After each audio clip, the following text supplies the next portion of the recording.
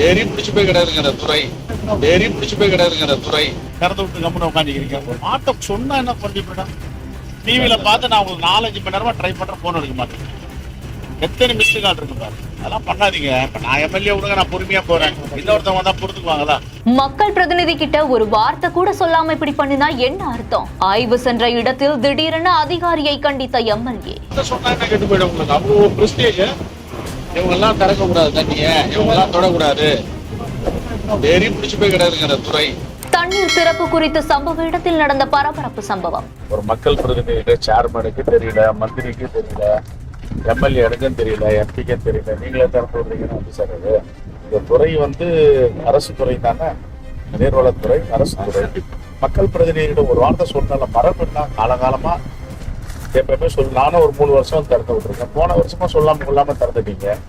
தப்பு கிடையாது, நீங்க தரங்க. நீங்களே வந்து ஆட்சியாளர்களா நீங்களே மக்கள் பிரதிநிதியா மாறுங்க. அது வந்து மக்கள் நல்லது சரி. இப்ப நான் தானே இப்ப ஊரா போறேன். செம்பரம்பாக்கம் ஏரியிலிருந்து 500 கன அடி உபரி நீர் திறந்து விடப்பட்டு வருது. இத ஸ்ரீபெரும்புதூர் சட்டமன்ற தொகுதி எம்எல்ஏவான செல்வ பெருந்தகை அதிகாரிகளோட சேர்ந்து ஆய்வும் செஞ்சிருக்காரு. அப்போ தண்ணீர் எவ்வளவு திறந்து விடப்படுது, பராமரிப்பு பணிகள் எப்படி நடக்குது அப்படிங்கறது பத்தியான சில கேள்விகளையும் கேட்டு தெரிஞ்சிருக்காரு.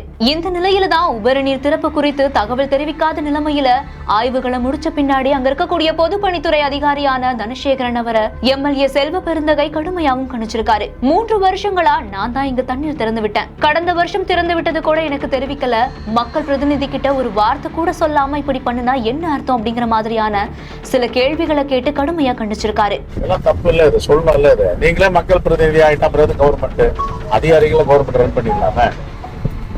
இந்த துறை யார் கட்டுப்பாட்டுல இருக்குன்னு தெரியல.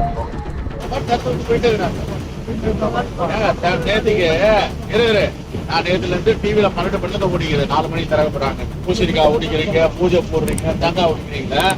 மக்கள் பிரதிநிதிக்கு ஒரு சேர்மன் இருக்காரு, இங்க ஒரு ஒன்றிய செயலாளர் இருக்காரு, ஒரு எம்எல்ஏ எம்பி இருக்காங்க. ஒரு வார்த்தை சொன்னா என்ன கெட்டு போயிடும் உங்களுக்கு? அவ்வளவு பிரஸ்டேஜ். இவங்க எல்லாம் திறக்க கூடாது தண்ணிய, இவங்க எல்லாம் தொடக்கூடாது. வேரி பிடிச்சு போய் கிடையாதுங்கிற துறை.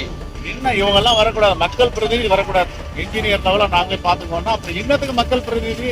ஆய்வு செய்ய போன இடத்துல பொதுப்பணித்துறை அதிகாரியை கண்டித்த இந்த ஒரு சம்பவம் பெரும் பரபரப்பை ஏற்படுத்தி இருக்கு. இந்த செய்தி குறித்த உங்களுடைய கருத்துக்களை கீழே ஷேர் பண்ணுங்க. மேலும் செய்திகளுக்கு நம்ம பிஹைண்ட் நோட்ஸை ஃபாலோ பண்ணிக்கோங்க. இந்த வீடியோவை வழங்கியோர் Manju groups, Sims pharmacy, hello doctor, grand royal tours.